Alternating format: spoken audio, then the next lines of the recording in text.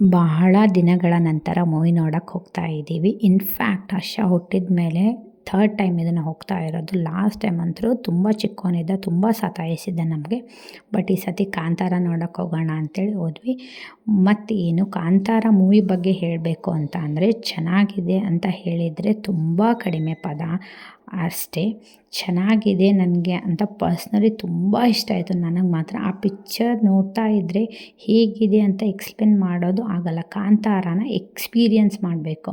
ಹೇಳ್ತಾರಲ್ವ, experience cannot be explained ಅಂತ. ಆ ಥರ ಇದೆ ಮೂವಿ ಮಾತ್ರ. ತುಂಬ ಸಖತ್ತಾಗಿದೆ. ಕಾಂತಾರ ಹೇಗಿದೆ ಅಂತ ನೋಡಿದ್ದೇ ಆ ಅನುಭವ ನೀವು ಪಡೆಯೋಕ್ಕಾಗೋದು. ನಾನು ಮಾತ್ರ ತುಂಬ ಎಂಜಾಯ್ ಮಾಡಿದೆ. ನನ್ನ ಹತ್ರ ತುಂಬ ಇಷ್ಟ ಆಗಿರೋ ಮೂವಿ ಇದು.